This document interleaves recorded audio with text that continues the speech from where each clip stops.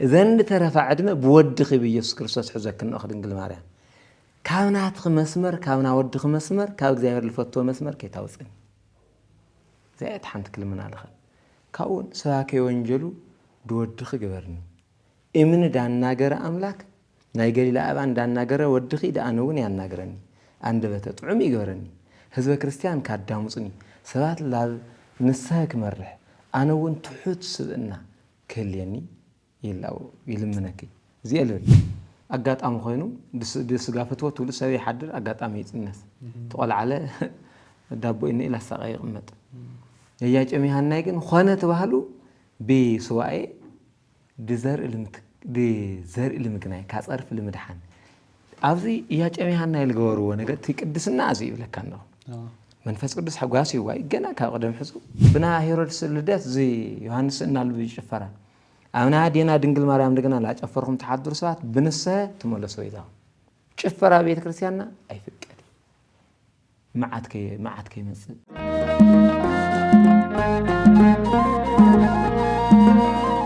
እንኳዕ ንበዓል ልደታ ኣዴና ቅድስቲ ድንግል ማርያም ግንቦት ሓደ ብሰላም ኣብፅሕኩም ኣብፅሕና ሕዚ ዘለኹም ኣብ TTM TV ሎማዓንቲ ብፍሉይ ምድላው ኢና ቀሪብናኩም ወይ ከዓ ናባኻትኩም መፂና ዘለና ኣብ ሕድሕድ ከተማታትና ናይ ትግራይ መላእ ብሃገር ደረጃውን ብዓለም ለኸውና ዝተፈላለዩ ቦታት ኮይኖም ናይ ትግራይ ማሕበረሰብን ባህልን ዝዓበዩ ኣሕዋትና ወለድና ወይ ማሕበረሰብና ብብዙሕ መንገዲ የኽብርዎ ከም ዘለዉ እሙን እዩ ግንቦት ማርያምን ንእሽተይ በዓል ይኮነን ንህዝበ ክርስቲያን ወይ ከዓ ንኦርቶዶክሳዊት ቤተ ክርስቲያንና ማለት እዩ ስለዚ ኩለኹም በብናትኩም ኣብ ዘለኹም ቦታ ተኽብርዎ ከም ዘለኹም ኢና ንኣምን ኣሕና ከዓ በባና ኣብ ቢሮና ኮይና ምሳኻትኩም ኮይና ንምውዓል ስለ ዝሃቀና ካብ ንግሆ ጀሚርና ግንቦት ሓደ ኣቲና ንዓኻትኩም ቪድዮ ሒዝናልኩም ቀሪብና ኣለና ባዕዳሕና ከዓ ከምዚ ኢልና ኢና ምሳኻትኩም ክነኽብሮ ምሳይ ዘለው ሊቀ ጉባኤ ቀሲስ መሰለ ተስፋ እዮም ብብዙሕ ምክንያት ትፈልጥዎም ኢኹም ኣብ ማሕበራዊ ሚድያ ሎማዓንቲ ብዛዕባ ኣዴና ቅድስቲ ድንግል ማርያም ልደት እንታይ እዮም ክብሉና ካብኡ ተወሳኺ በዓል ድርብ በዓል ኣለና ሎማዓንቲ እንታይ እዩ ዝብል ነገር ክሳብ መጨረሻ እንድሕር ፀኒሕኩም ክርዳእኩም እዩ ቅድሚ ናብ ፕሮግራም ምእታውና ቅድሚ ብዛዕባ ናይ ኣዴና ቅድስቲ ድንግል ማርያም ልደት ምውጋዕና ግን ኣብ ቅድሚና ህብስት ኣሎ ነቲ በዓል ንምዝካር ዝግበር ፕሮግራም ክህልወና እዩ ምስ ሰራሕተኛታት ኮይና ዝክር ክንገብር ኢና ወይ ከዓ ክንሰሚ ኢና ማለት እዩ ናብኡ ከሕልፈኩም እየ ቀፂልና ምስ መምህርና ዘሎ ዝርርብ ከዓ ክህሉ ሓቢርኩም ናፅንሑ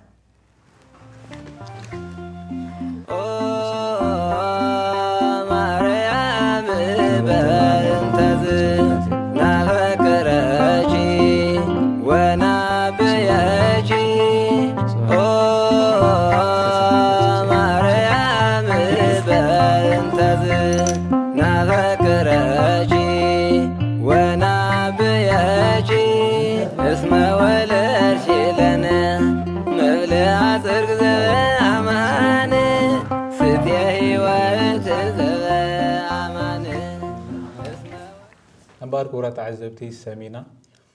تخففيلنا كادرو نعخاتكم زي وهاو كوين النمبر كاتنا مدنا ناخذ نسجر كلا يدرب على لنا زولكم شيء سنحي لك نقرأكم سلازل لو ما عندي بزعبة دينا قدست دنجل مريم سلا لدتها عادي هبنا بيستفر لي أنجلات وبيستفر لي كورنعات بس ما مركوين هنا واقع له مينا مالتي كسامي ترشات خاطر فيديو لايك نحرز زي غيركمون لايك جبروا ياخم هنا بيتسبب نحرز يكونكم سبسكرايب غيركم TTM TV كل جزء أبديت تخونوا حدش مسؤول نجارات بقرا أنا خبرت حكم جبروا كأتنا برنامج نحل فينا قاعد سحنا ممري قاحير سحنا مقبل بعلها ميني بعل بتعم صبايا استمع لكم اليوم حشتي نشتي جودة قدر له بتعم كويس مس ناي رأيات ما تبرو ولا خمس لني خمس دي الصراحة أو يا خنا أو قبل بعلنا بقصل نجار بك تحت جبرها بهلاوي السرار حي زمنا السرار حي تناتنا بهلاوي كلش تنو شتاك لك هتو يشتك بطعمي شتاك لك هتو لخ زي حد يشتاكي مثلك ناي وعلو الوص بقى نو بطعمي جرام الخاني بنزرزو كله صبوي يعقسلنا يا حسخاي نعنا خا ريد منفساوي نمذكر ذاكر سبزغانه حدا معلت كنت وصلنا يهم مقرأنا أنا بفيديو طرح رأيه طعمي يفلتك وصدقكم إيه نعم عاوزات حزنا أنت نقدر تطعمنا لنا بار لو ما أنت أبونا مستي كولا بعل جنبوت حدايو توسخ مسيوتكم زازمد ነገሩን الله ጸኒና ናቸይና መጀመሪያ ግን ምስ ታሪኻዊ መጻጻ አተሓሒዝና ምዝናይ ዝበዓል ማለት እዩ አዲና ቅድስት ድንግል ማርያም ቅድመ መውላዳ ዝተፈጠሩ ናይ እግዚአብሔር ተአምራት ኣሎ ብዙሓት ነገራት ተራእዮም እዮም ዝበዓል ዝኽዝክር ከሎ ስለ ልደት አዲና ማርያም ይተረኽ ተባሂሉ ተላዒሉስ ብዙሕ ናይ እግዚአብሔር ስራሕ ንሪእሉ ነገራት ኣሎና ብቀሲስ በአኹም ብኸመይ ዓይንኹም ትሪእዎ ያው በስመ አብ ወወልድ ወመንፈስ ቅዱስ አሐዱ አምላክ እንኳዕ ለወልዲና ለቅድስት ድንግል ማርያም እማ አምላክ ንጽሕተ ንጹሃን ድንግል ማርያም ላብ ዕለተ ልደታ ላብ ዕለተ በዓላ ካብተን ምሩፃት በዓላታ ሓንቲ ካብ ጸልማት ላብ ብርሃን ካብ ጸብብ ላብ ሰፊሕ ለወፀትላ መዓልቲ ወዓብፅሐና እግዚአብሔር አምላክ ክሊፈቱ ድንግል ማርያም አዴና አማእሚሩ ለግንወት ልደታ እዩ ለመዓልቲ ዕለተ ልደታ እዩ አቦአይና ኢል ተሓጎሰላ እዩ ዓለም ሙሉእ ተሓጎሰሉ እዩ እና ካብ ድሕርና ትንመፀተልና ናይ አዴና ቅድስት ድንግል ማርያም ካብ አዳም ጀሚርኻ እግዝእትነ ማርያም ተነገረት እም አዳም እስከ አብርሃም ወእም አብርሃም እስከ ሙሴ ወእም ሙሴ እስከ ዳዊት በብዙ አምሳል አስተርአየት እግዝእትነ ማርያም ወስር ወልደታ ለእግዝእትነ ማርያም ካብ አያጨም ካብ አዲ አሃና ናይ እያጨም ዘርኢ ናይ መሳፍንት ዘርኢ አዲ አድማ ናይ ካህናት ነገድያ ወለተ ነጎድጓድ ይብላ እስመ ከመ ነጎድጓድ ይደምጽ ዜና ልደታ ኸዚ ዮሐንስ ያዕቆቢ ደጭቀ ነጎድጓድ ዮሐንስ ወልደ ነጎድጓድ ይብላ ትውልዱ ሃም ነጎድጓድ በቃ ካብ ላዕሊ ካሱሙያት ዘርኢ ማለት እዩ ወለተ አናብስት ይብላ ድንግል ማርያም ወለተ አናምርት ይብላ ወለተ አናብስት ማለት ባባ በእያጨም ናይ ሰሎሞን ናይ ዳዊት ናይዞም መሳፍንቲ ብጣዕሚ ከበርቲታት ነበሩ ሰባት ወለተ አናብስት ወለተ አናምርት ማለት እንደገና ናይ ካህናት ዘር ማለት እዩ እስመ ቤተ አውሃ እያጨም እስመ ቤተ ዳዊት ንጉስ መንገለ አውሃ ወእም ቤተ አሮን ካህን መንገለ እማ ይብላ ወበብዙ አምሳል አስተርአየት ስር ወልደታ ለእግዝእትነ ማርያም በብዙ ምሳሌ ላትመሰለት መጻያ ኸዚ ተሐጻር ጊዜ ንዘርዝር ተበልና አይዘርዘር ግን እሽኻ ስለለይተርፍ ንእሽተተየትን ክፍክና ብሎ እግዝእትነ ማርያም ነበረትም ቅድመ ዓለም በህሊና አምላክ ይብለካ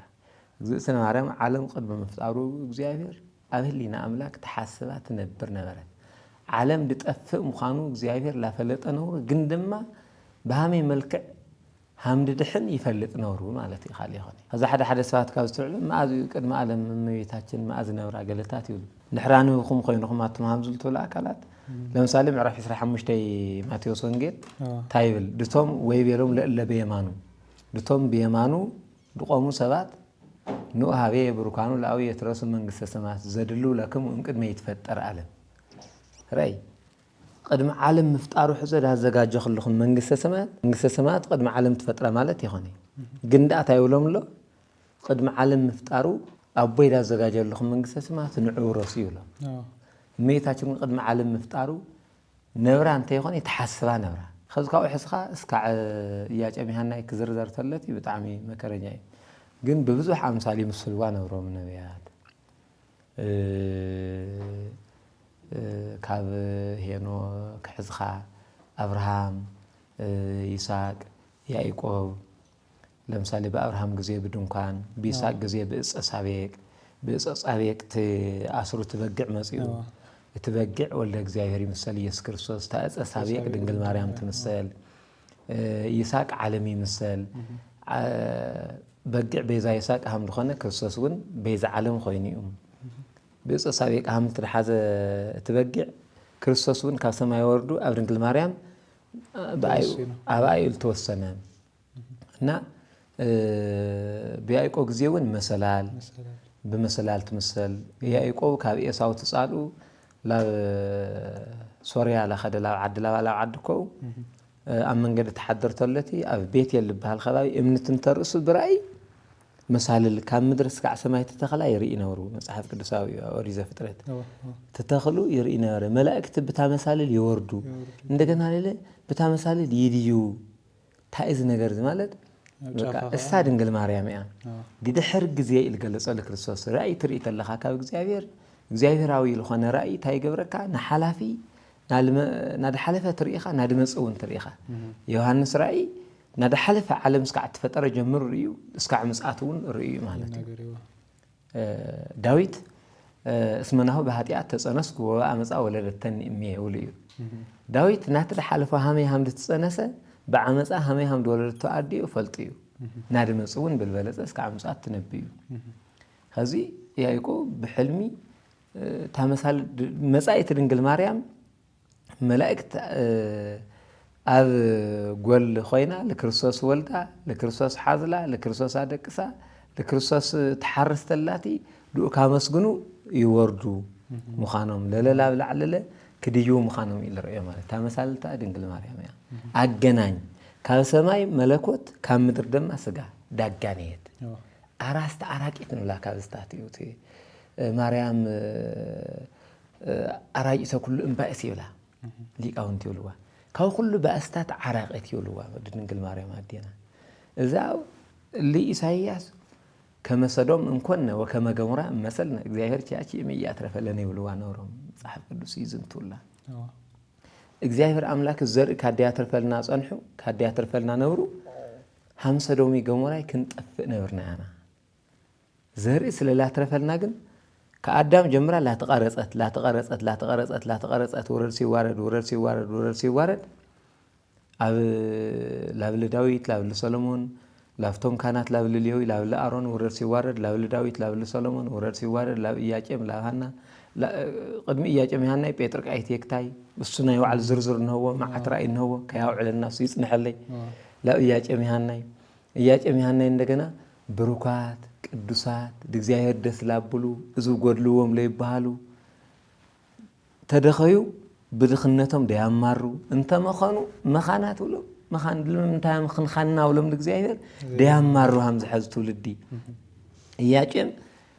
هانا سلل مخانات ولو سويت ريك حد قدست هاناون سباي مخانيو خالق مكر تيبلتي لبزح زمانات دخنتهم لتيامارري مخانتهم لتيامارري ولد يجني يسأن بدي أقدس እግዚአብሔር ኣብ ለሓሰቦ ግዜ ክበና ክኾን ይኽእል ብማል ተስፋ እንተይቆረፁ ኢሉ ብዙሕ ዘመናት ዝተቐመጡ ንጹሃት ሰብ ሓዳር እዮም ወምስካወምኒ ኣልወት ስበት ብልተባሃለ መሰረት ኣምቲ ቅዱስ ጳውሎስ ነብሩ ኣብ ሰወይቱ ተኣማኒ መን እያ ቅዱስ እያጨም ኣብ ሰብ ኣብ በዓልቲ ቤታ ተኣማኒት ቅድስት ሃና ሃምዝሎም ይቕመጡ ነብሮም ግን እግዚአብሔር ትምኽነት በቃ ቃጸለ بغربابتهم سكعد صرفوا ما كم سبع عارفي تفلتوا ويهم كورات سمعتنا سبع عارفي بفلا على قدستهنا لبصح لنا رقف اقل لي هوني السخي بقلي ليتولدي مخان قبر خريو كعلتها حدا معلت سي مس دهونه غربيتا بزمت لتم حضر نورت غربيتا هنا اولادتا حبيت لا بيت مقدس لا خدا زناتي خدان تخادن خدي ولاتا صعد على كناتي اي انا يدلي زناتكو بزموت لاكو خيو نورتي እግዚአብሔር ንጹህ ባህሪ እግዚአብሔር ንጹህ ለሊምበይ ናት ዓለባት ተخادنك خد ምንም ይኾነ ትልንህኒ ማይ ሓጽበት ተخادنك خدي ይላ ትምልሰላ ተላቅ ደስታና ታይላታ ልከስ እኮ ሃና ለምንታይ ቆልዓ ካልኡዋ ብለ እግዚአብሔር ያማር ነብረ ልከ ሃም ዕንጸይት ዳድረቀኪ ሃም በቅል ዳም خنكي ግብር خري እግዚአብሔር ላት ካብዝ ለዓሊ ዘረባ لسان تأكي إن كله لقدس باولوس لسان بطعمي لسان ينشتت يقول أحوي تحو خمر تاكاز العاد تاكاز نشتك أفخال توصل نجارات عندنا بزح نجارات لا توكس الطمة طيت ما حد الشع توكس خي خطأت كأفخال وصل بزح نجارات خطأت كاي بزي قدس هنا لا بخيت خيدا لا في تبيت مقدس إياك من عندنا سكع كاسب الجلل نسقاك أمني خزر ليه ولا خا أو سونت خزر لبال ليه باللقاء كافتم بزه وتبازه وملؤوا على مدر التوالو السخاي سويت خاي بقى نقفات ياهم مسوائت مقرر حزات خدت قدستهنا لافتم كانت እግዚአብሔር አመስግኑ ከወጽተለው መቆረር ሕዛን ድሕይዳ ስእለት ቅድስታና አይ ናይ ኻትኩምና ኃጢአተኛታት መስዋዕት አይንቅበሊ በግ ጠሊ ጊደር ሕዞም ተኸዱ ዋ አይንቅበለኩም ይውልዎም ኖሮም እንደገና ለቅድስት ሐና እስኪ ዋላ እኳ ናተይ ተደይ ተቀበልኩሞ አቱም ዓበይቲ ዓዲዋቱም ካህናቲ ዋላ ና ሰባት ዳምጾ ካቁርር እንድሕብላ ቅድስት ሐና እስኹማ ካ ቅዱስ ነገር ክትቃምስ ትኽእል መኻኒ ኢኺ ደረቕ ኢኺ በቕሊ ኢኺ ክድላ ገዛ ኩሎም ያባርዎም ነው ሃምዝ ዝበለ ግፍዒ እግዚአብሔር ግን ይጎነዲ ከመዘ ይረድ ያረመም ከመዘ ይሰምዕ ስቕ ይብልና እግዚአብሔር ስራሕ ብጣዕሚ እሺ ይብልና እስኪ ካማሩ ድዮም ብምባል ልምፍታን እስከ ዓመ ወዳእታ ክዘልቁ ድዮም ብምባል ልልበለፀ ነገር ካዘጋጀዮም ስለልደለየ ካብ ዕለታት ሓደ መዓልቲ ላኸዱ ቅዱስ ሐናይ ቅዱስ ኢያቄም ኣብ እግሪ ዳዕሮ ኣዕርፎምስ ካብ ቤተ መቅደስ ለዓዳቶም ለኣተዩ ቆላሕ ብልሃም ርአት ዘን ርግብታት ምስ ደቆም ጫወት ኣለዉ እግዚአብሔር ካዘን ርግብታት ካዘን ኣዕዋፍ እዚአን ኢሎ ናተይ ሓጢኣት በኣሰ ካብኣተን ኣነ ንኣስኹ ሓደ ቆልዓ መፀውዒ ካፀርፊ ዳድሕነኒ ራይ ካፀርፊ ጎረባይ ካፀርፊ ህዝቢ ዳድሕነኒ ጓል ትኹን ወዲ በደያ ግድስ ሃመ ኻይድ ሃበኒ ብላ ትልምነረት ብልበለፀ ካብ ኢያቄም ብልበለፀ ሓደ ግዜ ኣብ ጎጆ ኣዴታት በልፀን ይግናየን ድሩለ ብጥበብ ንስኣተን ድወዳደር የለይ ኢያቄም እውን ብትመሳሳሊ ይፅልት ነብሩ ሃምዝ ላወላሃለዩ ትመዓልቲ መኣ ዝነብሩ ኣመ 30 ለሃምለ ይብል ዕለት 30 ሓምለ ነብሩ ትግዜቱ ካብ ቤተ መቅደስ ትምለሱ ተለዉ ካብኡ ለይቱ ሻው እግዚአብሔር ቅዱስ ገብርኤል ለኣኸሎ ቅዱስ ገብርኤል ብሕልሚ ልእኽላቶም ትወልዱ ኢኹም ምልዎም ራእይ እውን ብልትፈለየ መልክዑ ላብ ቅድስት ሐና ልመፀ ራእይ ናይ ኢያቄም በትርስ በቃ ደረቕ ነብራስ ዓምብዋስ ቆፅሉ ውፅኣስ ፈርያስ ህዝቢ ብሙሉ ላትመገባ ኣረጉትለ ቆልዓኡለ ህፃኑለ ህዝቡለ ኣሄዛውለ ጫፍ እስካ ጫፍ ጸልሙለ ጻዕዳ አለላት መገባርያ ለለደይት ውዳት ፍሪያ ርያ ና ኢያቄም በትርስ ላፈረየት ርያታ هذا حال مزي ቅድስት ሐና ዳሓለመቶ ኢያቄም እንደገና ታራይ ርዩ ካብ ሰማይ ለወረደት ጻዕዳ ርግቢ ብላዕለይ ኣትያ ብማህፀናት ትወፅእ ርዩዋ እስኪዝ ነገር ዝታዩ ላቶም ትጫውቶም ሳይሰይቲ እስኪ ቤተ መቅደስ ኸይድና እግዚአብሔርና መስግኑሎም እግዚአብሔር አመስግኑ ካላ ፈታሕ ሕልም ላፍት ኸባብል ነው ፈታሕ ሕልም ኸይዳቶም ና ጴጥቃይ ትክታይለ ካብ ላዕል ካብ ምጸነብረ ግን ሰዓት ስለለ ይብል እዝም ሰወሉ መቸም ደግ ጥዑ ቆልዓ ተወልደ ይኽምልዎም ጥዑ ቆልዓ ተወልደ ይኽምሰሎም ብጣዕሚ ጽቡቕ ዝኾነ ገለውልዎም همتي ناي خوابنا حلم فتحي هافتام جزعم تحلم يجني تفتح يجني تحلمي تغكلني أنا تفتحت حياة تغكلني كاو مغنيات كاو تعيات بالعلس تعيتي كاو بتعمي ولا يتأمل كل علم بمول اللي متجبع فتحت حس بمول أن فترتها كمجوا على خلو سلام لإنجراش إلى ساعة ملكوت مرفاقو زي كده نفسه وياتي موكو ማርያም ንግል ለነዳይን ወያወርቁ መነገደር ሆቀ ወሆረ ራቁ ይያዝን ለሲሳይ እስማ አንቲ ስንቁ ሐምሎ ለደራሲ ናይ ድኻታት ስንቂ ናይ ሀብታማት በረከት ናይ ሊቃውንት አፍ ናይ ቅዱሳን መዓዛ ናይ ኃጢአተኛታት አማላዲት ናይ ጻድቃን ሞገስ ናይ ሰማዕታት አደ ናይ ሁሉ ፍጥረት አማላዲት ወላዲት አምላክ ድንግል ማርያም ካፍትል ተሐለም ሕልም ብላዕሊ አማለት እዩ እና ድንግል ዝራእይ እዚ 30 ሐምለ መስረዩ ወዲያው ዝኹሉ መዓልቲ ስቆልና ጸንሕና ሰብላ ጸረፈና ወዲያው ንጋነ ያይወሊ ወዲያው በሓደ እንደቀሳ ያይወሊ ዝማ ስዋኤል አድልዩ ዝማ ስዋኤል አድልዩ ሸውዓተ መዓልቲ ዳአክል እስኪ በቅድስና በንጽህና ፈጣርና እንለምንላው ለቤተ መቅደስ ላተመላለሱ እና ይባዓለም መንጻፍ ገሩ እግዚአብሔር ላለምን ላመስገኑ ዝሕልም እውን ግበረልና ሐቅ ግበረልና ላው ካብ 30 መዓልቲ ሐምለ ሸውዓተ መዓልቲ አንዴ ኾንለቲ ሸውዓተ መዓልቲ ነሐሸ ማለት እዩ አመሰው ለና ሐሴ ቁጽረታ ይብል መጽሐፍ ድንግል ማርያም ካብ ኢያቄም ካብ ሐና ብድንግል ብብስራተ መልአክ ብጽቡቕ ራእይ ሸውዓተ መዓልቲ ሐምለ ተጸንሳ እዚ ጽንሰላት ድንግል ማርያም هم ላበለት ለሃለ ካብ ቤተሰብ በሙሉ እዚ ኣብ ዳኣረገት ሃናያ ጸንሳ ኢያቄምያ همزلو كاسويتو أطنس لا تهال مدرسة سماي بقى بيتسبنا عدبنا عدنا لا تأكل لا أجا أرجعنا أنسى أجا أرجعنا يتأنسى ولا كده سهلنا له حفرك عديت وصي همزنا يلسابيت فعديت وصيش لحظات لا عينك يخنا عين قلتات كيخن بقى بحفرانوا حدا أرجعت ديتات أنسى تبهلا طعمها الحفرة حفرانوا بيتسب لا مسألة بقى يدي هسسا متعين دي ولا بقى همز بوليدي هسس نايم ما نتأنس خلا ولا تحواس الله جلسة تلنمر صرفي تلنمر شجر تلنمر مكرة لا سمع بقى مش كم حوخات حجوس تلت حجوس يا حوخات حزن تلت حزنيها كا حنتي ناي عدي أزمد عين سور رخنة تعدي نورا ده هسس هم بلت تعدي زي ده دستهنا ميتاچن دوشت نهاتي ده هسس هبلا مش كم إيدي عارفي همز هم بلت عين أبوع واي همزولي أنا هنا ما هسأني عدد حساسة همزولي عين بره اللي هم تعالى بزحات حمات لا وموحز جمر لا فتجزا حدا نجرت من كركاتلو مكره تجنيك كاتلو للي بلس أنا جرا زجاجي كان هيك زاير ياج أمي هنا ينعقلوا لنا لا توهالس أنحو ده حرقن لا عداتهم سر مجراف جمره لبركة جورله استخبركم مؤمنا نجزيه دك نقول ماريا همزك أنقكم تلوتي ندحر هم إياج أميهان نايس كعمود داتا ندحت سبينا خلاتنا للي بركة إذا زجاجنا زين لو عدتهم سو موحد جمرة قناعة لما تلعلو إسرائيل وشتي أنا أتنياتات إذا أمة ميتون كل على خليو قدستهنا على بخيت تي ألقى تنايرس ألقى مسحزته سلام لشي هنا أمهية لذا جبر سماء ومدرة ولت العلي مسكرو إنم بيتو دز سماء مدري دفترة إنم بيتو ويما بحقه مالتي خلا بهذا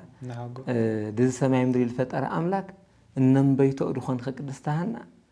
سلام تدا أخي خنول مسكرو مالتي ميت للتالع عور للتبر بقى اسمع كازم سازيهم كابزرهم كان هنا وجن كانات يوم كان أياجهم وجن له مسافنت يوم سلوموني وداويت البحال 4 عامت جزءهم نايم جنت أمر همزي بتنساتهم تأمر يسرح كابزي أتم الولد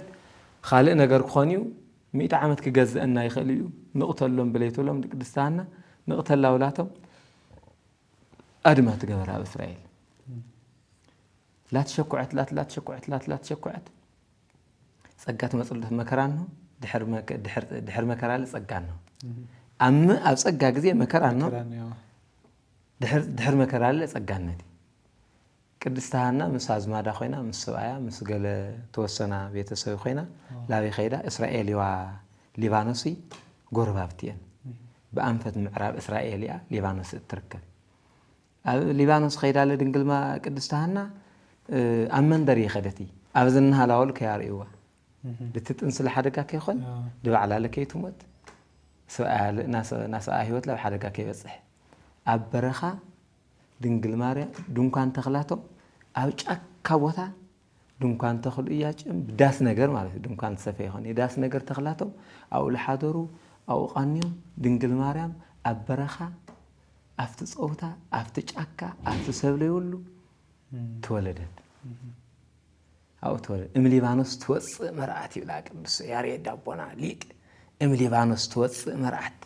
كاب ليبانوس ترارا كاب ليبانوس ጫካ كاب ليبانوس أغراب مرأت وصت نايمان مرأت ناي كريستوس مرأت ناي كريستوس عد دنجل مريم تولدت بشايت وابداس أبر حرص يلي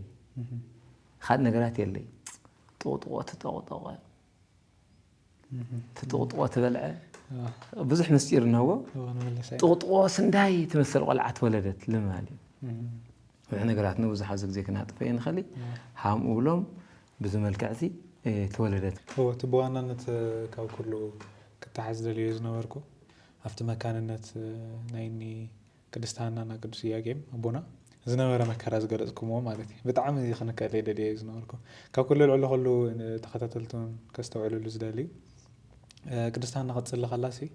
زنعوا في مسرعية زولكم مالتي نوزعتي سوي حجس بما عدو تزمني نقرس أو كال إساب الحري و منفسه وقن إذا يكون همزنا الناس سوي حاوسي همزي مثالي مسلو ما حد جزي بوثاتنا عملا خصنا حدا سوايسي ደስ በለካ ለምነን ሞ ስንስኻ ዝለመንካ ነገር ንጎረቤት ክዓፅፊ ገይረኸ ኢሉ ጠይቆስ ድሓር ዓይኒ ዕውረኒ ኢሉ ለመነ ይበሃል ንሱ ሓንቲ ዓይኑ ክዓውር ጎረቤት ከምኡ ዓይነት ትምኒት እኒአዋና ወይ ከዓ ብምምራር እኒአና ንዕኡስ ብኸመይ መንገዲ ንኸዶ ሕትሕናስ ኣናያዊ ሰብ ክንሪኢ ከለናስ ከመይ ጌርና ኢና ንኣምላኽ እቲ ዝረኣናዮ ነገርስ ናብ ጸሎት ኣቲና ንኣምላኽ ንለምነሉ ዝብል ካብ ቅድስቲ ሃና ክንመሃር ጌርኩምና ጽቡቕ ኣጠቓቕሳ ነይሩ ጽቡቕ ትረኻ ነይሩ ተመሲጣ ክሳብ ሕጂ ጸኒሐ ማለት እዩ እዚ ካበልና መምረ ኣብ ዙርያ እዚ ግንቦት ሓደ ብዛዕባ ዲና ቅድስት ድንግል ማርያም ድሕረ ልዕልና ድንግል ማርያም ኢልካ ልዕልካ ይውዳእኒ ጅመር ተዛሪብካ ይሃልቕኒ እዩ ብርግጽ ምስ ተመልከትና ግን ደስ ኢልና ነቲ በዓል ዘኪርና ንምውዓል ስለ ዝኾነ ኣብቲ በዓል እውን ጸኒሐ ከኣቱ እየ ከይሰፍሐና ናብ ንጽህና ክነኣቱ ይደሊ እየ ማለት ከምዚ ዓይነት ቅበላ ዝተገበረላ ኣብቲ ድሕረ ባይታ ታሪክ ከምቲ ዝረኣናዮ ካብ ቅዱሳን ሰባት እያ መፅያ እቲ ፅንሰታ ብተኣምሪ ነይሩ ንብዙሓት ሰባት ንኽድሕኑ እቲ ቅድስቲ ሃና ብዙሕ ዓመት ምፅባያስ ንብዙሓት ሰባት ነድሕነት ንክኸውን ተደልዩ ሕጂ እዚ ዓይና ዝተኸፈተላ ካልኦት ብዙሕ ተኣምር ተገበረሎም ኣበይ ምተረኸበ ነይሩ ነዚ ኩሉ ክስተት ክፍጠር ዝኸኣለ እዚ ኩሉ ኣቀባብላ ንቅድስቲ ድንግል ማርያም ክንደይ ናይ ንፅህተት እትኸውን እዩ ኣብ ማህፀን ከላ ትሒዛ ዝፈወሰት ዝብል ነገር ክሳብ ሕጂ ዘሎ ክሳብ ንኣምላኽ ወሊዳ ድሕሪ ውልደታ እውን ምስ ዓረገት ክሳብ ሕጂ ዘላ ድንግል ማርያም እታ ተማልደና ንብላ ብሕብረት መንፈስ ሓቢራትና ዘላ ድንግል ማርያም ንፅህና ብኸመይ ትገልጽዎ ንክርስቲያን እውን ቢልኩም ትምልከቱ ከዛሃመ ይመስለካ ካብ ኣዳም ኣካል ለኾንቲ ድመፀት ካብ ኣዳም ኣካል እያ ድመፀት ሃሙላ ካብ ኣዳም ኣካል ላብ ስየተ ኣካል ትቐርፃ ካብ ስየተ ኣካል ላብ ቃይናን ካብ ቃይናን ላብ መላልኤል ካብ መላልኤል ላብ ያሬድ ያሬድ ዝቃዶማይ ሓምሻይ ትውልድ ታይስሙ ካብ ያሬድ ኣካል ላብ ሄኖክ ኣካል ካብ ሄኖክ ኣካል ላብ ማቱሳላ ኣካል ካብ ማቱሳላ ላብ ላሜህ ካብ ላሜህ ላብ ኖህ ካብ ኖህ እንደገና ላብ ስየም ካም ያፌት እውን ብትዛዋር መልክዕ ኣትዮም እዮም ከዚ ሃምዚ ላበለት መጻያ ድንግል ማርያም ካብ ኣዳም ጀመረ ኣታ ኣካልነት ላተቀረጸት ያለ ወረደት ግን ሃመይ ብላማ እዩ ንኣዳም ዘር እንድሕር ኾነት እንድሕር ኣካል እንድሕር ኾነት ተሓጢያት ሃመይ ውልካ ውሕዛ እንድሕር መጸት እንድሕር ኾና ለል ጥያቄ ይሽግሪ ቅዱስ ያሬድ ዝመልስዎም እዩ ማርያም ስተሃቶ ከመ እንቆ ባህሪ ውስተከርሱ ለኣዳም ሁሉ እዩ ኣዳም መሬት እዩ ሓመድ እዩ ለምሳሌ ኣብ ሓመድ ውሽጢ ወርቅ ኣልማዝ ወይ ማዕድናት ማንዲ ደኹም ተሕግዘኒ ታይል ትልዎም ካብ ወርቂ ላዕሊ ማዕድን ዳይመንድ ወይ ወርቂ ንበል ማለት እዩ ወርቅነቱ ክሃስስ ይኽእል ዶ ኣብቲ ውሽጢ ሓመድ ስለ ዝኾነ ኣይሃሲ ወይ ዳይመንድ እንደገና ኣብቲ ውሽጢ ሓመድ ስለ ዝኾነ ዳይመንድነቱ ክለቅቕ ዶ እቲ ማዕድን ኣይለቅቕን ወርቂ እዩ ብሓዊ ጥበሶ ኣብ ውሽጢ ሓመድ ግበሮ ኣብ ምሽሕን ትቕበሮ ወርቂ እዩ ድንግል ማርያም ላተቐረፀት ትምፃእ እምበይ ሃም ሓመድ እቲ ናይቶም ወለታ ስጋ እዩ ሳግን ከም ወርቂ ምንም እንከን ለየብላ እያ ካብ ውረድ ሲዋረድ ካብ ታሕቲ ገና ኣብ ከርስና ኣለሃለየት መንፈስ ቅዱስ ኣቀባ እምከርሰ እማ ትብላ መንፈስ ቅዱስ ጓሲዋ እዩ ምክንያቱ ገና ትፅነስ ተሎ እምሃና ወእያጨም ተወለድቺ ኣኮ ድንግል በፍትወተ ደነስ ዘተጸነስቺ ኣላ በሩካቤ እምሃና ወእያጨም ተወለድቺ ይብላ ኣብ ባህር ያቆስ ሊቁ ሃምዚ ወራዙት እስራኤል ልገብርዎ ስቕሎም ብፍትወተ ደነስ ድፍትወተ ስጋ ድስጋ ድምርኻዕ ውሎም እንተይኾነ ይልፆነስ ቆልዓ ልውለድ ሎ ቆልዓ ሃበን ውልል ወለደ ሰብ የለይ በዘይካ ሓደ ቅዱሳን ኣብዚ ለም ግዜ መብዛሕትኡ በቃ ኣጋጣሚ ኮይኑ ድስጋ ፍትወት ውሉ ሰብ ይሓድር ኣጋጣሚ ይፅነስ ተቆልዓለ ዳቦ ኢነ ኢላሳቃ ይቕመጥ እያጨም ይሃናይ ግን ኾነ ተባህሉ ብስዋኤ ድዘርኢ ልምግናይ ካፀርፍ ልምድሓን ኣብዚ እያጨም ይሃናይ ልገበርዎ ነገር እቲ ቅድስና እዚ ይብለካ ኣለኹ መንፈስ ቅዱስ ሓጓሲ ይዋይ ገና ካብ ቀደም ሕዙ ትውልድ ኣብ ማህፀንትና እስካዕ ትውለድ ካብ ትወለደት እስካዕ መጨረሻ ኩሉ ግዜ መንፈስ ቅዱስ ልትፈለየላ ሰዓት የላት ኣብ ቀደሳ መንፈስ ቅዱስ አንጻ ወልድ ተሰግወ እምንያ እግዚአብሔር አብ በአማን ነጸረ እግዚአብሔር አብ ምስራቀ ወምዕራበ ሰሜነ ወደቡበ ወውስተ ኩሉ አጽናፍ አስተንፈሰ ወአጽየነወ ወኢረከበ ዘከማኪ ወሰምረ መዓዛዚአኪ ወፈነወ ሀቤኪ ወሎ ዘያፈቅር እግዚአብሔር አብ ለምስራቅ ተመልኸተ لا معراون رأي لا سمينون تملخته لا بدون رأي لو كل بوتا يمن هالبا شام آلتخون تسألني حدا تخونولو أشتته هم آل ولا كركبا يخالي زمسخنة ودو لا عالم زلوخ أو كرساك حدر الجورة جنا كابت أنت حزو سلا الباسية لكتو قصيز جد خيناس للتجنيه ورق خزا أزو خالت أسرة ورق إنه تحزو سلا التقامت أيه دنقل مريمون نسألنا حساس التقامتات جزاير أملاك دما ما نمعد فود في كي حلفة قاسي هواي هذا اللي قدسنا هذا زيت نادينا قدسنا مريم قدسنا زي المثل أبزاقنا حنت اللي رسع هو ياج أمي هناي ودن تولدنا له حارسو قفرو نقدو يابلعنا يطورنا يقلبنا أينولي قال انت خوينا له ما يقادحا عن سيد سبرا لعل تحت بلا تطورنا أينولي قال تخونت دبيت مقدس مقارجة لا فتلت دكانات لا تأذزت ما يلا أتوتك تعقلك ود انت خوين لا كان خوين دبيت مقدس داقلقل يخون እግዚአብሔር አምላክ ካጸርፍ ዳውዕ ቆልዓ ጥራሕ ሃበና እዮም ነሩ ንሽተይ ነገር ንሕለምን ኻየ እግዚአብሔር ዓብይ ነገር ይልህበካ ካብዞም ድኻታት ሰባት ቅድስት ድንግል ማርያም ክትወለድ ኽእላ ማለት እዩ ብጣዕሚ ድማ ደስ ዝብልዎም ነቢያት ብመጽሔተ መንፈስ ተሐጉሶም ተፈጸመ ተስፋ አበው በማርያም ድንግል ወበቀራንዮ ተተክለ መድኃኒት መስቀል ሐምል ተባለ ተስፋ ልገወርላ ነቢያት አበው ተስፋ ልገወርላ ድንግል ማርያም ብቅ ብለት ከማህፀናሃና ለማዕት ምሽት ትብለት አተለማዕት ላይ ሕጎስ ሰብሃመይ ዲያብሎስ ጥራይ ላይ ሕጎስ ለማዕት ብልደተ ድንግል ማርያም ለማዕት ላይ ሕጎስ በበዓለ ልደታ እዛ ለሐሬታ ማዓልቲ ዮሐንስ ሐዋርያ ካብ ድንግል ማርያም አይፈለይ ይኹል ግዜ ድንግል ማርያም አዴ ወልዋ አቤት ካብዘን ኩለን ማዓልታት ካብዘን 33 ማዓልታት ክሲድ መን ትፈቲ ይብልዋ وأربعة ألف تيولات من جنوات حدا معلتي عرفتي تري عسرت شدشت لكاتيت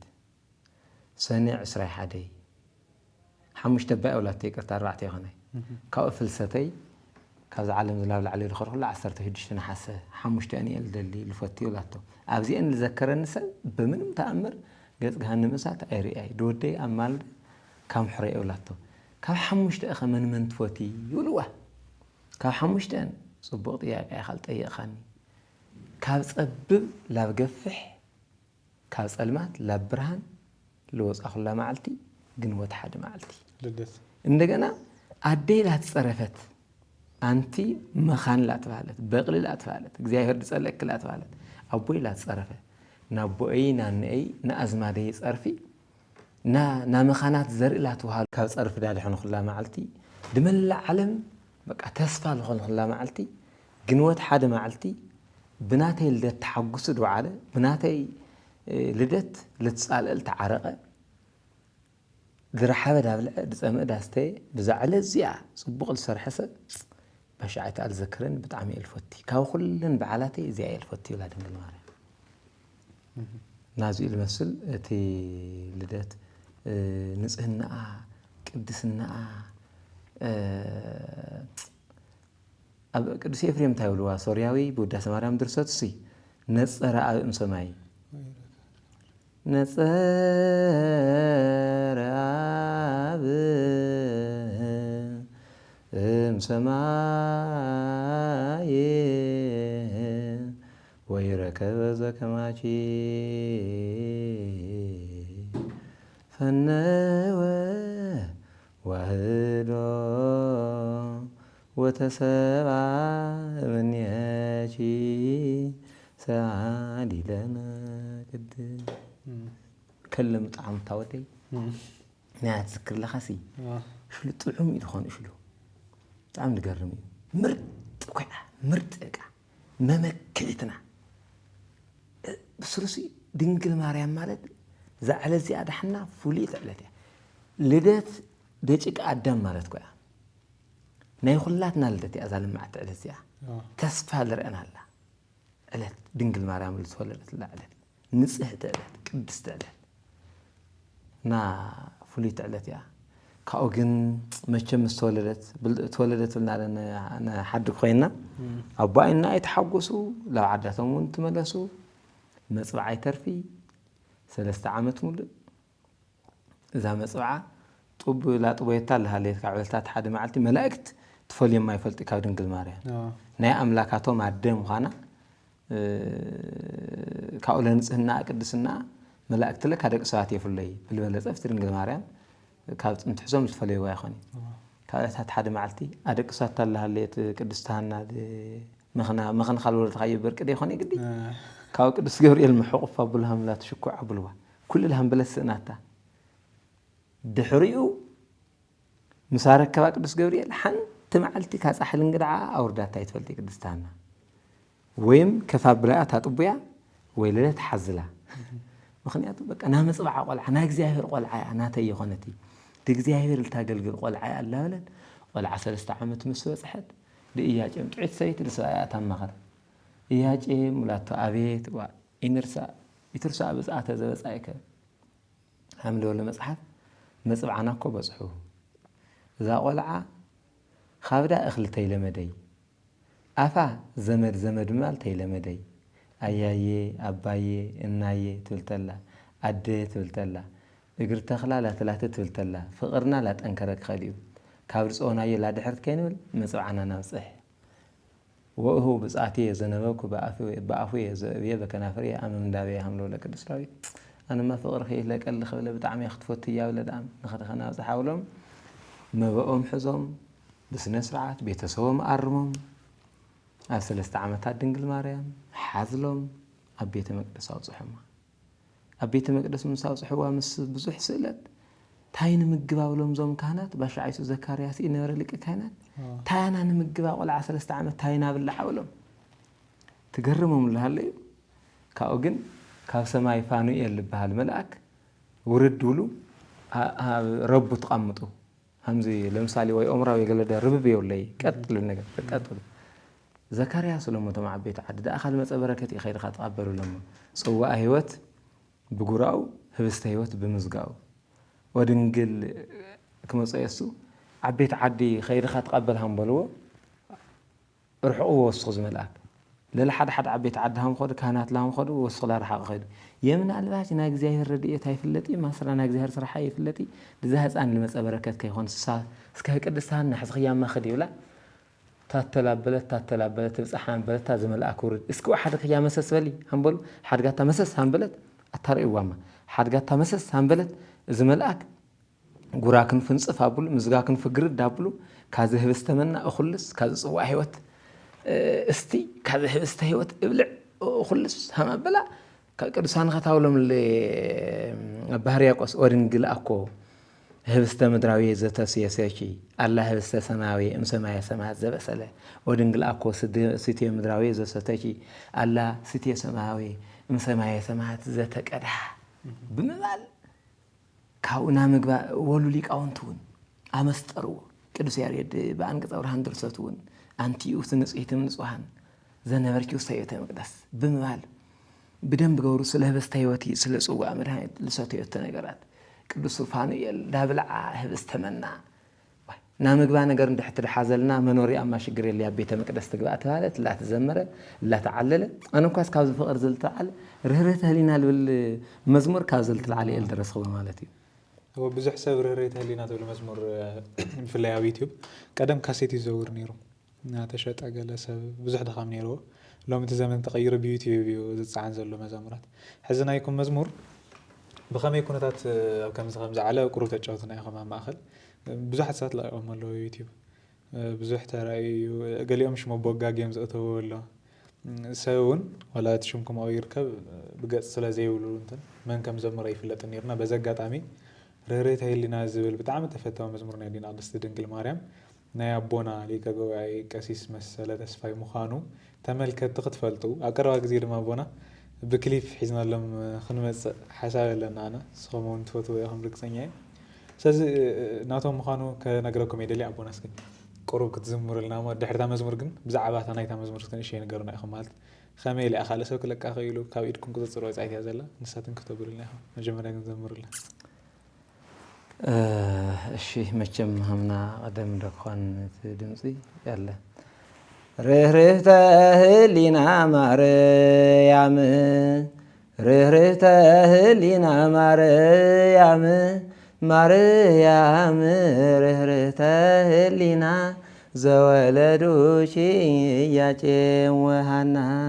ማርያም ርህርህተ ህሊና ዘወለዱሽ ኢያቄም ወሐና ከአባቷ ኢያቄም ከእናቷ ሐና በብስራተ መልአክ ተጸንሳለችና በቅዱስ ሩካቤ በጥሩ ስብዕና እምሊባኖስ እመብርሃን ተወልዳለችና ድንግል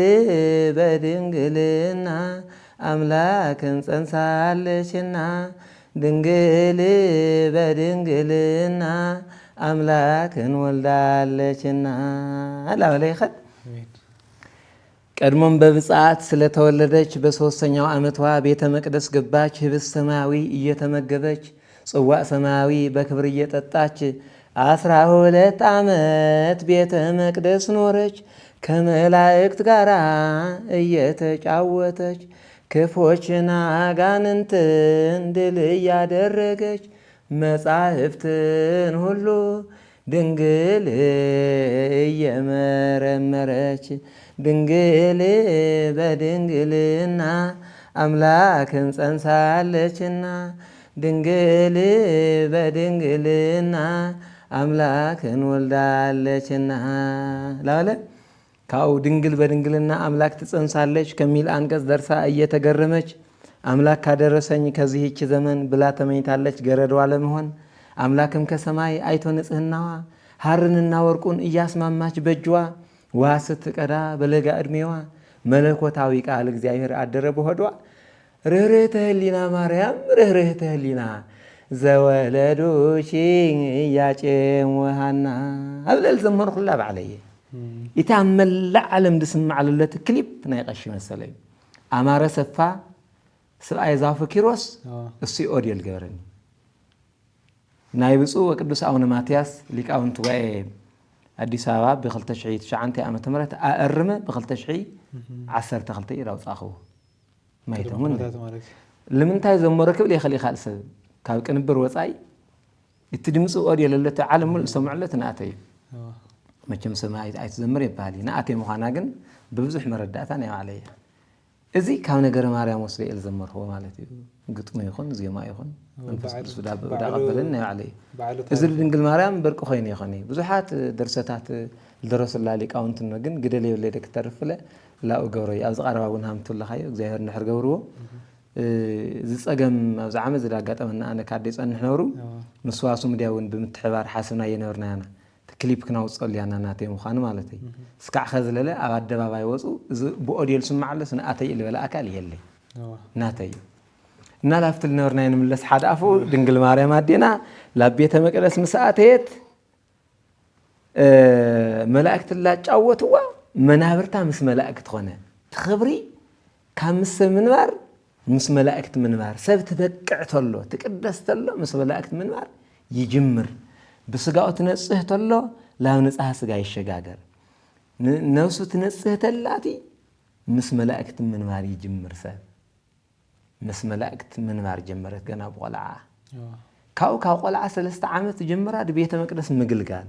ሓንቲ መዓልቲ ድንግል ማርያም ኣዴና ስራሕ ፈትሓ ይትፈልጢ ማይ ታምጽእ ድካናት ዳዳልዮም ኣብቲ ቤተ መቅደስ ታዘጋጅየሎም ይወድስዋ መላእክት ኣብ ቤተ መቅደስ መላእክት ያመስግንዋ ትምስገን ምግባ ነገር ፋኒኤል ሕዝላነቲ 12 ዓመት ኣብኡ ተቐመጥ ነበረት መጻሕፍቲ ታንብብ ነበረት ሃምቲ መዝሙር ዝጠቐሰው መጻሕፍቲ ተንብብ ነበረት መጽሐፈ ኢሳይያስ ናሁ ድንግል ትጸንስ ወትወልድ ወልደ ልብል ድንግል ቆልዓሲ ብድንግልና ኣምላክ ክትጸንስ እያ እሱ ድማ ደቂ ሰባት መድሓኒት ክኾን ይልብል ታንብብ ነበረት ደጋግማ ድንግል በድንግልና አምላክ ትጸንሳለች ከሚል አንቀጽ ደርሳ እየተገረመች አምላክ ካደረሰኝ ከዚህች ዘመን ብላ ተመኝታለች ገረድ ዋለ መሆን እንደበልና የዚህም ሓደ ሰባት ዙስ ኣነ ካድ ወልዶ እንድላ ጽቡቕ ነገር እንድሕርየ ሳግን ኣነ ካድ ወልድ ኣነ ካድ ኾነ ይበለት ታይዳ ባሪያ አገልጋሊት አክኾን አገልጋሊት ልሙኻን ትመነየት ድዛ አምላክ ልትወልድ ኣብ ዘመነይ እንድሕር መጻሲ ኣነ ቁልቁለት ወርደ ማይ ቃድሐ ካብ ምንጭ ማይ ዓቐበት ወፀ ኣብ ጫካ ኸይደ ዕንጨት ሰብረ ካገልግላ ገረዳ ክኾን ብላ ትመንያ ንሽተይ ነገር እንድሕለምን ኻዮ ዓብይ ነገር ኢልህ እግዚአብሔር 15 ዓመት ምስ መለአት ትውፅአልና ልማዳ አንስት ከይመጻውሎም ካህናት መቸም ዳ አድማ ካህናት ኣይዳርግ ደኾነ ኣብ ዓዲ ባይና 3 ዓመት ተቐምጣና 12 ዓመት ኣብ ቤተ መቅደስ እንደይኾንሉ 15 ሰብ በደይ ምኽንያት የጸለካይ ድኽመት ኻኢል እልሽ ሰብ ካጥቅዐካ እንድሕደል ብፍላይ ሓበሻ ካጥቅዐካ እንድሕደል ድኽመት ኻኢል ዳሊ እቲ ተይሰዓት ሸዓንተ ኢል ሰራሕኻዮ ጽቡቕ ኣውንታ እሱ ድፍን ኣቡል ተሓንቲ ነጥል ሰራሕኻያ ኽፋ ሳይዳ እንጠልጥል ሕማቕ ሰብ ልማዳ አንስት ከይመጻ ወየሰል ካብ ልማዳ አንስት ነጻ ገብራያ መንፈስ ቅዱስ ደሓልያ ትውፅአልናሉ ዮሴፍ ልበሃል አረጋዊ ዘመዳ ቤተሰብ ኾነ አረጋዊ ወዲ 5 ዓመት እሱ ይጓስያ በደገ ተዋሉ ማይ ተቃድሕ ምስ ኸደት ገና በቆልዓ ቅዱስ ገብርኤል አብሰራ ሰላም ለኪ እያለ ሰላም ለኪ እያለ ልብል መዝሙር ኳን ተወደና እዚ ይልማ ኃይሉ ቅዱስ ገብርኤል ካብ ሰማይ ወረደ ቅዱስ ገብርኤል ካብ ሰማይ ተወርድ ተሎ እግዚአብሔር አምላክ ታውልዎ እስኻ ቅዱስ ገብርኤል ዘካርያስ ታብስሮ ተለኻ ቤተ መቅደስ ቆልዓ ተወለደ ያ ኻምስ በኻዮ አይ ኮን ይኽእል አርገ የሰይተ ለሸምግላይ አምሰለካ እስካዕ ዝቆልዓ ድውለድ በሃም ኾኑ ኻዮ አፈሪዳ ገበር ኻያኻ ላብ ድንግል ማርያም ተኸተለኻ ሃም ይኹን ኢትትቆጣ አውልዎ እግዚአብሔር አብ ቃል ትጽዕኑ መጻ ቅዱስ ገብርኤል ብስራታዊ ፈጥኖ ደራሽ ቅዱስ ገብርኤል ወረደ ማይላ ቃድሐት ለሃሌት ኸይዱ ሰላም ዳአኺ ይኹን ጸጋን የተመላሽ ሆይ ደስ ይበልሽ ጸጋል ተመላእኺ ስኺ ደስ ይበል ኸሉ ብታሕጓስ ትጸንሲ ኢኺ ይበላ እዚ ነገር ዝኮነ ይኽእል አቦኤ አዳሚ ንኤዋን ሄዳ ስሕተ ሰይጣን ይብላ ኸደት ዕትራአ እውርት ታብላት እንደገና በኻልእ መልክዕ መስሉ ጸጋን የተመላሽ ድንግል ሆይ ደስ ይበልሽ ጸጋልት መልአኽ ድንግል ማርያም ደስ ይበልኺ ክትጸንሲ ይኽበላ ታይዝ ነገር ዝደጋብ ገመኒ ብላ እስኪ ቤተ መቅደስ ላፍታድ ለመደታ ቤተ መቅደስ ለባጽሐታ እስኪ ቤተ መቅደስ ክኸድ ካብድና ገለ እስራኤል ተኻፍላል ተፈትሎ ወርቂ ሃሪ ነበረ ኸይዳ ላፈተለት ለሃሌት ገናተን ኻልአት እንተ መጻይ ኺይድሉ በቃ ኣብ ግንባራ ከፍ ለቅዱስ ገብርኤል ትጸንሲ ይኽበላ እፎይ ከውን ዝንት ነገር እንዘ እያምር በሲ ወለቶ أنا سبعي فلتي هامي يخون زنجر زتخكل يخون خاي ولته منم قد يلا يتفرحي مريم هو يتفرحي اسم ركبش موقسبها بجزاير زند موقس خبرقن خيقي بجزاير دسانو نجرات يلي أيتي ركب كوزا كما زبسراته زأن ولا زر مدر اتوته وزأن ولا بسي بسي انساته أبي أجن خايو زبسرازي كابجرات بري زر تبقل ويل تابقل كسويت እንደገና በሬሳ አይል ተጠንሳ ይርኻዩ አይ ዝማ አይገድሽ ኸል እግዚአብሔር ልሳኑ ነገራት የለ ይመስበላ እግዚአብሔር ማማን ኻድ ልሳኑ ነገራት የለ ይኩነኒ በከመ ትብየለኒ ትብልተላ እግዚአብሔር ቃል በእዝና ወርዱሉ አብከር ሰሐደረ ዕለት እስራኤል ሻንተይ መጋቢት ደክም ስኾነኒ አታምጣም ተወዲ نازي المسل أنا سي كابت أنت حزة دينجل مريم عدينا خذ قاس تقرني مزمور الزمر هو النبي ومريم بأنت زنافة كرشي وأنا أبيشي اسمه ولرش لنا مبلغ أصدق كذا بأمان وستيه وزو أمان لنا باريا قص وسده آدمن هوانن نقويتا بديلهم أسأبلا سبليعهم أسألا أوديهم نقويتا أنت لمنوا نساء ياتهم بآخر مغنياتيو أملاك دم حرام قدمون بنوه جزيه سو خلون تبدل فطورن تدمسس بتوحج معبل ناينوه دحنت ماركب دنجل مريمي فطرت كله ادحونه ودخي ابراهام ابونا ጨኪኑ بخبدو መስዋዕቲ ንምቅራብ ንይስሐቅ ወላዱ ጻዕዳ በግዕ ከሰማይ ወሪዱ ቤዛ ይስሐቅ ኮይኑ አምላክ ተሐሪዱ ያዕቆብ ካብ ኤሳው እንትፍለ ብግብሩ ኣብ ቤቴል ምስ በጽሐ ውዒሉ ሓዲሩ ናይ ወርቂ መሰላል ድንግል ማርያም ኢኺ ያዕቆብ ኣቦና ብሕልሙ ርኢ ክልብል መዝሙር እኒ ኸዚ ተኾነ ምዙ ትሰርሖ ኢኻ ዝልወኽዎ ነገር ትናገርካ ይሃልቅ እዩ ናር ምእመን ከነጊረ ንህቅ ናይ ድንግል ማርያም ተርካ ስለለ ይሃልቅ ኳዕ ልበዓል ልደታ ፅሕና ኩላትና ብጣዕሚ ኢላ መስግን እግዚኣብሔር ያኽብረለይ ምስ መሳርሕተይ ኩልኻትኩም መላእ ዓለም ትነብሩ ህዝበ ክርስቲያን እውን ኳዕ ደስ በለኩም ልዛ ዓመት እዚ ልዚ በዓል እዚ ልዚ በዓል ልደት ቅድስት ድንግል ማርያም ልዛ ተስፋና ድኾነት ልዛ ደዋና ድኾነት እመ ኣምላክ ወላዲተ ኣምላክ ቅድስት ድንግል ማርያም ልትወለደትላ መዓልቲ ብርሃን ንሪአና ኣላ እመ ብርሃን زعل زي أكو عاوز أحكم كل يفتو. صبغي بتاع دس الجرس عيني ردس من بتاعمي. حنت نجار كم نجار. حدا أبونا على بام مزمور كم زلهم أبغى نيجي لهم channel كم زلا أكو مقفلتو audience. واحد يزال حمش ميت سو قال يزاله. إذا فلتكم سب زحي علىهم channel كم زلكم جنس هاي فلتن. زو أماريام تورون وركم زعوا يوسف له أنا كاس رأي مزحت له. سيرش جيرم نيجي لهم بشو منتخفات يوتيوب channel له. هاتيهم سبسكرايب تكبرهم مزامراتهم كلهم قاعد تسمعوهم كلابهم يدلي أو آخر لغة وساقيت ممري لدت كل دتنا ين ولا خلنا هم زعلت وزقر أسكمو نسقهم لدت كل دتنا قلت لهم وهي لدت كل دت قلت لهم كان هواهم بس حفلت ليها ما أنا لما أنت بسقات ولدكم ولا معلتي كان الشيء فريت ولا أنا جمرين قاعد ولدكم كما هم زول أبو كما هم زول لي كما هم زول ممر لذهبنا إحنا خنا مسجنا سخم كوهيوتكم أنا وعرسهم ترجم كله يخليز مع التزي مسوى تغيسكم كنا قرنا كوا أو آخر لهم دمر بيلكم كأني كت محل الفولي دل ملختي مزوحنا تأسكن يركم تاريخ نايدين على استنقل مارا الأخ كاو سركلو على زول نجار ناتا قال قريت كون نايتا بنقلنا تسنس قال قريت كون زبالته مستر مهار كم زنمرات زقالز تروفائيل كلهم زي مسترخكم لنا أو إمزركو توكسو كواتهم حدث أمر مريم كل لي قمت እና ምስኡ ተተሓሒዙ ኣብ ተኣምረ ማርያም ብዙሓት ውፅእ ዝበሉ ንፍላይን ኦርቶዶክሳዊ ቤተክርስትያን ዝወቕዑ ድርሰታት ነይሮም እዮም ኣብቲ ውሽጢ ብጣዕሚ ዶግማ ዘፋልሱ ማለት እዩ እና እዚኦም ተኣሪሞም ዝብል መግለፂ ወፂ ነይሩ ብመንበረ ሰላማ ኣብኡ ዘለኩም ሓሳብ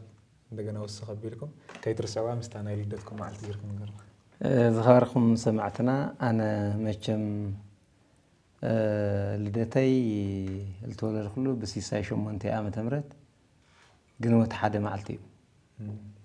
ብኡ ዕለት ናይዋ መዝሙራት ይኹሉ ካብ ድንግል ማርያም ኣይወፅኡ ብፍላይ ብራያ ከባቢ ማሕበረሰብ ይፈልጥ እዩ ርህርህተ ህሊና ለይዘመርኩ ውዕለ ይፈልጥ ለዚ ኣብነት ልኾና ሰባት ካብና መዝሙር ብዙሓት ወለድቲ እንሆ እዮም ነገር ግን ልደተይ ግንቦት ሓደ መዓልቲ 68 ዓመተ ምህረት እዩ خزناي أنا ميتاችን ልደት እንህንኻ ቁጻር ለምሳሌ ፀሐይ ኣብ ልበረቀት ልስ ጧፍ ተብራኻ ናይቲ ጧፍ መብራቲ ኣይረአይ ናይቲ ጧፍ መብራቲ ሲስረፍ ጭልምልም ልትብል መብራቲ ታናትና ሶላያ ግን ኣፍትናይ መይታችን ንሽተ ሕዝኻ ለፍትናይ መይታችን ምስታናታ ልደት ጽግዕ ብለ ኣነ እናታ ዘማሪ ናታ አገልጋሊ ናታ ሰባኺ ብምዃኔ ደስ ይብለኒ كازل على هفتون راح صومي كحدري له زوايد خلينا دنقل ماريا زاهم ما كان معار شوعت معار وسكرت مني نبي كنا ثريا في صوات يسيبها لا سمك هملو لك قدس يارين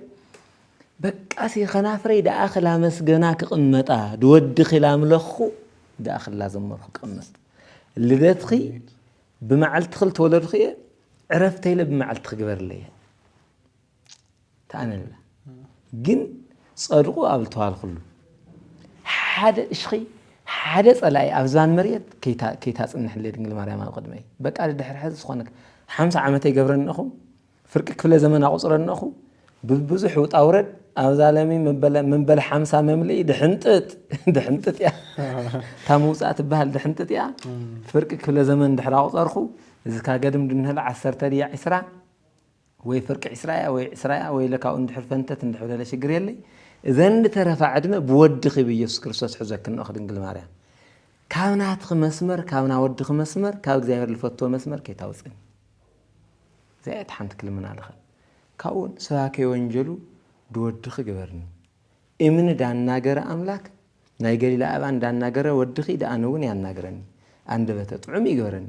ህዝበ ክርስቲያን ካዳሙፅኒ ሰባት ላብ ንስሐ ክመርሕ ኣነ እውን ትሑት ስብእና ክህልየኒ ይልምነኪ እዚኣ ልብል ካብኡ ኣብቲ ናይ መንበረ ሰላማ ገለ ልበኻዮ ላውፅኡ ቦታ ለምቕነ ብጣዕሚ ፅቡቕ መግለፂታት እዩ ሃምኡ ክኾን እየ ልብና እዮም ዓዲግራት ገለታት ሓደ ሰባት ኸዚ ብዙሕ ኣስተያየት ትርኢ ኣለኹ ሓደ ኮሜንት እንታይ ኣርሞም ኣየን ኢል ተኣረመ ኣየን ኢለ ተኣረመ ኣይፈለጥናይ ግን ነገር ግን ተኣርሙ ብልብል እዩ ትጠቅዕለለቲ ለምሳሌ ኣብዚ ቀረባ ግዜ ተኣምር ተባሂሎም ዝወፁ ነው ምስ ምጥቃስ ኣያዳሊ ገለ ዝገበራትሉ ኣብዚ ቀረባ ግዜ ትብሎም ዝፀሓፉ ልትጠቅዑ ነው ናይ ዓድዋ ምስ ናይ ቅዱስ ጊዮርጊስ ተኣምር ልትጠቅዕ ነው እውን ክእረም ዝግባእ እዩ ብዙሕ ክትእርምዎ ዝግባእ እነኩም መንበረ ሰላማ ኣቦታትና ኣብ ብዙሓት ተኣምራት ምስ ናይ ካልእ ዘከመረድኦ ለምንሊክ ላተባሃለ ገለታት ላተባሃለ ልትገበረ ነገራት እምነቲ ኣብቲ ተኣምረ ማርያም እውን ሃሙ ዓይነት ነገራት ብርኬት ዝበሉ ነገራት ነው ሳቶም ድዮም ተኣርሞም ወይ ካልኣት የፈለጡ ኮይን በይ ብዓዲግራት ሃገረ ስብከት መምህር በርሀ ኣቱም ሰባት ኣቱም ተጋሩ እንበሃል ሰባት መምህር በርሀ ላ ስብከተ ወንጀል ይወፅእ ቻናል ካፍቱ ዝሰብ እዚ ሊቅ እዚ ና ስብከተ ወንጀል ፀጋኡ ፍሉዩ ትናገር ተሎ መዓርዩ እዚ ሰብ እዚ ሊቅ ዝስ ኣነ ኣታሩ ኣለኹ የመና ፍቕሪ እዩ የመና ፍተት ኢሉ መምህር በርሀ ሊቅ እዩ ኣነ ካብዚ ምሕደራ ወፁ ካብዚ ናይ ሃገረ ስብከት ኣመሓዳርነት ወፁ መምህር በርሀ መጋቢ ሐዲስ መምህር በርሀ እሹል ተዝሰብኽ ተይኣረገ ማለት እዩ ኣነ ብጣዕሚ ሓደ መዓልቲ ካብ ዝገለፅዎም መምህራስ ካለ በረከት ይዋ መምህር በርሀ ኣብ ኣክሱም ስልጣን ኣለሃውናሲ ኣይ ካልእና ትውቀትን ንእሽተይ ኮይኑ እዩ ከለላ ኣጋርና ስለልኸደ መምህራስ ካለ በረከት መምህር በርሀ ግን ንኣጋርኻትኩም ለዳብል ገብሩ ላብ ርእስኻትኩም ስለልሃወኩም በቃ ፉል ኮይንኻትኩም ያኽምለኽዎም ግዜ ነቲ ከዛ ዓዲግራት ዝተኣረመሉ ምክንያቱም ለመምህር በርሀ ስለልነው ለመጋቢ ሐዲስ በርሀ እና ምእራምኩም ቆንጆ ኣያይን ተኣርሙ ድሓረ ልንሪኦ ኮይኑ ማለት እዩ ካብኡ ዝተወሳኺ ለምቕነ መንበረ ሰላማ ካብ ዝገበሮ ዝሓጉስ ነገራት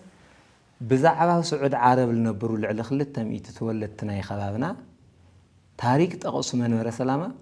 ካብ ስዑድ ዓረብ ስደተኛታት ናይ ነብይ መሐመድ ላብ ዝትመፁ ተለው ላብ ኣክሱም ብክብሪ ተቐብልና ኣብ ነጃሽ ዝተባሃለ ቦታ ብክብሪ ኣቁምጦም እዮም ወለድትና ንኣትና ደቂ መፆም ግን ኣብ ስዑድ ዓረብ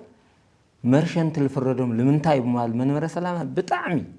እየ ነጥብ ክወሃቦ ዝግባእ እዩ እኳ ደኣስ ከይንስ ሰላማዊ ሰልፊ ክንወፅእ ይግባእ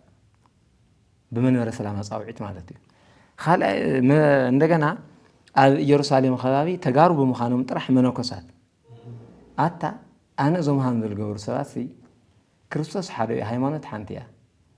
ብስንኪ ተጋሩ ምዃኖም ካብ ኢየሩሳሌም ካብ ዝነበሩሉ ገዳም ፈናቐሉ እዩ እዚ እውን ትኽክል ይኾነ የብሎም ምውጋዛቶም ብጣዕሚ ፅቡቕ እያደ ኸይዶም እዮም ረብዓይ እንደገና ሃፀይ ዮሃንስ ሰማይት ክበሃል ነዎም ኣብና ሰማይታት ክብሪ ክወሃው ነዎም ውሎም ምስ ሰማይታት ማዕረዮም ምባሎም ብጣዕሚ ፅቡቕ ሓደ ፀሓፍቲ ኣብዚ ኸዚ ስለ ሃገር እዮም ትሰውኡ ሃፀይ ዮሃንስ ልውልወታ ነገር ነው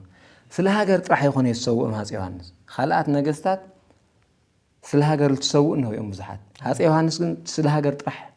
እስካዕ ኸዚ ትግራይ ኣይዘክረቶም ይነብራ ንሃፀይ ዮሃንስ ታሪክ ንእሽተተይ ቅንጭብ ብላያ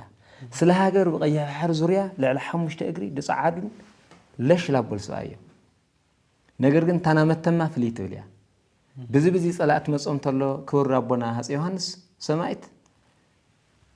ናይ ጎንደር ሊቃውንት ታውሎም ልእኸምሎም ምስ ምእመናን ኦ ንጉሰ ነገስት ዮሃንስ ቦኡ ኣህዛብ ውስተ ርስትከ ወኣርኮሱ ፅርሃ መቅደስከ ወሰየፉ ካህናቲከ ወቀተሉ ምእመናኒከ ኦ ንጉሰ ነገስት ዮሃንስ ኣህዛብ ላብ ቤተ መቅደስካ ኣትዮም ቤተ መቅደስ ትቃፀልላ ካህናትካ ስየፍለው ምእመናንካ ሕረድለው ስለዚ ንዓርድአና ውሎሞ همتي هاتي كاليب لامناغران خيدهم لردو يمن لباشعيتو أبناتنا قصر سلنارة هاتي يوحنس دغوندر نصاوصم أرماجو حزقا متما بمول نصاوصم حربኛታት ተጋሩ በአጠቃላይ ሕሶም በዝሕ ቦታትና ወረግፎም ሳቶሙን ምስኦም ሰማይቲኦም ማለት እዩ እና በይዛ ቤተ ክርስቲያን እዮም ሓልፎም ክብለል እዩ ለቤተ ክርስቲያን ላቃጽል ለክርስቲያን ለሐርድ አረመን ይሞጹ ለክርስቲያኒ ለቤተ ክርስቲያኒ ለሃገሪ ካድሕኑ እዮም መተማልሰው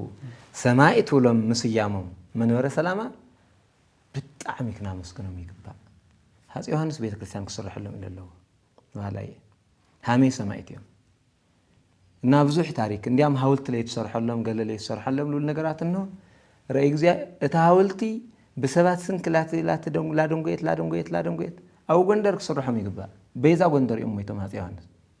ከማንም ንጉስ ብላል ስም ተቃሳ ያዳል ከማንም ንጉስ ብላሊ ናይ አብና ኢትዮጵያ ታሪክ ስለ ጎንደር ሃጽ ዮሐንስ 100 ድርሻ ነው ታሪክ ልሰርሖ ላድና መንበረ ሰላማ እንዲያም ደቃሪው ኻትኩም ብዙሕ ነገራት ነው እሱ ኻል ማዕልቲ ክናልዕሎን ኸሊና አብዝናት ማሊ ለኸድወታ ኸያዶ ወለትና ግን በጣም ጽብቁለ አነ በወገኔ ሪኤ ተልተጠቀዐ በጣም ጽብቁለ ለወስደ ማለተይ እናዚ ልመስል بعلة الدتا ድንግል ማርያም ዘንግግር ዚ ለገበርና አን ይኹን ስኻ መሳርሕትና ዘለው ሁላትናውን من تحقيق صنح بطرش البالنا بعدنا عبي حنبشا إلى قرشنا ورا الحقت تايسم كابزي حنت ملختي نحلفون نخل بعلي خزون دولتني صحكوا حتى تخاني أب على الدت أو خالقنا هيمانته بعلات زفني في كدي وخاني ورخ عنده خزي لمثالي الكرنا وقال تأكل خام بعلو فقر الدنجل مريم هنا الجلس لنا كعت ولد دخلنا عدوانا لا هنا الجلس لنا طوط ولا تبلع سجالات تبلع العلتي بتعم صبغ يسو سيطان ግን እንደገና ለሐደ ሐደ ኸባብታት ና ሰይጣናም ስለ ጥሽ ግዛም ዛዕላ ገወር ለውል ሰዋት ነው ጭፈራል ገወር ሰዋት ነው ዘፈን ኃጢአት እንዲያም በቤተ ክርስቲያንና ዘፈን አቤት ሰዋት ልሳናል ዮሐንስ መጥምቅ በስንክ ዘፈን ሄሮድያዳ ተባል ሰቤቲ አብና ሄሮድስ በዓለልደቱ ላኸበረልሃለ خساد አቦና ቅዱስ ዮሐንስ አልወዘ ያአብዮ ለዮሐንስ እምትውልድ አንስት ዘይንስ ያአብዮ ለዮሐንስ መጥምቅ ካብ ደቅ አንስት ካብ ወለዶም ብሙሎም ለዮሐንስ መጥምቅ ለዓብየ ለይተዋሉ ተነገረ ለዮሐንስ መጥምቅ በስንክ ጭፈራ በስንክ ዘፈን ልሳናል ኸዚ አብና ያዲና ብና ሄሮድስ ልደት ዚ ዮሐንስ እናል ቢጭፈራ አብና ያዲና ድንግል ማርያም እንደገና ላጨፈርኩም ተሐድሩ ሰዓት ብንሰ ተመለሰው ይዛ ጭፈራ ቤተ ክርስቲያንና አይፍቀድ معتك يمس نايبزو حات عدو مريم نايبزو حات عدو مريم نايبزو حات عدو نايبزو حات عدو نايبزو حات عدو نايبزو حات عدو مريم نايبزو حات عدو ناي كلاتنا حزب كريستيان عدو دينجل مريم انا دادن مقنسي دوتهم داوغسوا دوتهم داودسوا دوتهم ساينا قدس لولوا دوتهم تبوها لشي ما ولد ومنفس قدس كما تكوني مدهانيتهم لما هينا حزبي او مدهانيته كل عالم ولكي سايلو يكفلن ساينا قدس تاملو لقدس ياريد بانقص ورهان درساتو دوتهم مدحانيتنا يخل بلوا دوتهم ممالتنا يخل بلوا دوتهم مدحانيت ولد خيب خنال ولواس تام تلمنوا دوتهم ኃጢአተኛታት ኸሉ ነገር ና ኃጢአተኛታት ምልማና ይዳገርም እመቤታችን ካደ ጻድቃን ኃጢአተኛታት ያታዳሉ ሃሜ በለኒ دوتهم ጻድቃን በግብሮምኩም ሕሮሚ ስለልት ኃጢአተኛታት ሃማነ ግን ብልበለጸ ናአትና ጠበቃይና ናአትና ምን ማለት ያ ቃትሪ ለይቲ ድወዳ መሐሪ ለላብለ ተሐድራደያ ደቃብ ሙኻና ሰአሊ ለቅድስ ላና ነሐድር ሙኻና ማርያም ንጽሕት ድንግል ወላዲተ አምላክ ማእምን ሰአሊ ተምረት ለወለሰብ ሰአሊ ለና ሀበ ክርስቶስ ወልድኪ ይስረይ ኃጢአተነ ሰአሊ ለና ቅድስ ላና ነብር ሰባት አድዋና ሳያ تعميلا مسلم ስለዚህ ኃጢአተኛታት አድያ ነዋልና نخملو عريز دفع نجكر ينيرو خاو أو خلو أبونا بمستزحلف وملخت جوز بيلا كروكتنك وسخلاص دلي أفتبع علنا نيرين قل مريم لدتنا نوعل زلنا سنا وعلنا بعلنا نوعل زلنا بزول حتى أنا سامحته توالي حسب مهنياته نوع لت الناس عن توحجنا تقصكمه أو نادين قدس دينجل مريم لدس زي حجوس ديابلوس بتشايو نالنا نيرنا هجي حجوسهم نقول سؤال تحجوسهم على توعلو نتسقاوي سيساي نتسقاوي تمنيت زفت مولا عينة أبع على انتخينه دينجل مريم يخون نزبع زلو نسقاوم يمزو علو زلو مالتينا تختلتي أرثوذكسية توالي بيت كريستيان أخبرت أدينا قدس دينجل مريم فقركم مولو نهلو بتجواركم جن كهل أي تسوقوا بتجواركم جن خال بعل ننوزكم نسجاكم أي تجور وتعبع على خنبل ندلي تفضلكم كم زلة تفتفات أتما يزلة تأجن نسوا أنت استخاخلوا كانوا لهم ندلي بسم TTM بسم كدس بيت كريستيانا أبغى بتعمل دسنا بلنا خن كتسلنا دلنا بزحات حدثنا هلو ما أخل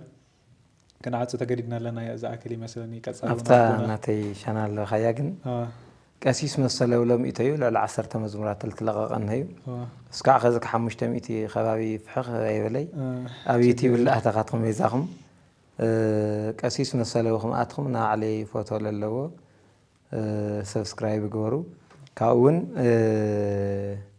TTM TV زي حدث ميديا زي بزوح ناي سكت ونجال ممران ناي مصحفتي ناي دقا ناي قوقام ناي كني لا غابزنا بزوح صراحه نسرحلو تغارو لا حدا نكبلو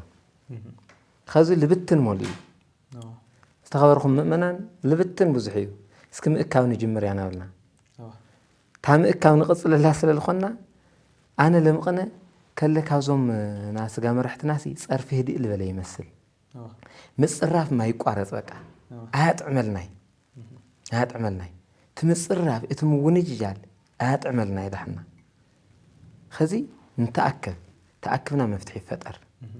خزي دزي TTM TV منفساوي ميديا سبسكرايب غورو لاو كلك باصح غورو هيا حدره كل غزي بزي ترخونا ايكم سلال سماعتنا بتعمينا انا مسكن ابزاو قارص داعتو كايقر تاغبرلي نازي المسل اخبار يخبرلي يخبرلنا ممري بار تخاتلتنا عبوناون غاشا راح يكون لهم انت كل غزي حبيرهم نابز ميديا زقارو بوانانت بدن بيدوم يتم يسرحوا مانيج زغورو زب ما حدرو زنقاساسو بونيام زلو سلازي حنت غزي ريخمم تسنو ما يكونن كل غزي حبيرنا خنا قرب لكم بزوحا زي تتنكفور استتاتي نيونا مصحف ቅዱስ ዙሪያን ኣብ ሓደ ዘምጽውን ፍቅር ዝሰብኩ ትክክለኛ መንፈሳዊነት ዝሸተ ቻናል ክኸውን እዩ ብዙሓት ደስ ዝብሉ ስብከት ወንጌላታት ክመሓላለፉልኩም እዮም ሰብስክራይብ ግበሩን ኣቦናውን ቻናሎም ናትኩም ሰብስክራይብ ግበሩም ርሑስ በዓል ክኾነልኩም ንምነ ኣብዚ ዘለኹም ቦታ ኮይንኩም ምስ ጎረባብትኩም ምስ ቤተሰብኩም ኮይንኩም ነዚ በዓል ዝተኽብሩ ዘለኹም ኣዴና ቅድስት ድንግል ማርያም ጸሎታን ኣማላድነታን ተለኣኸልና ንኹላና ሰላም ኩኑ መደብና ዝመስል ነይሩ ላይክ ምግባር መረጋገጹን ኣቦናውን ቋዕ ተወለድኩም ኢልኩም ኣብ ኮሜንት ጻሓፉልና ኢኹም سلام كونوا سعد الأجزائر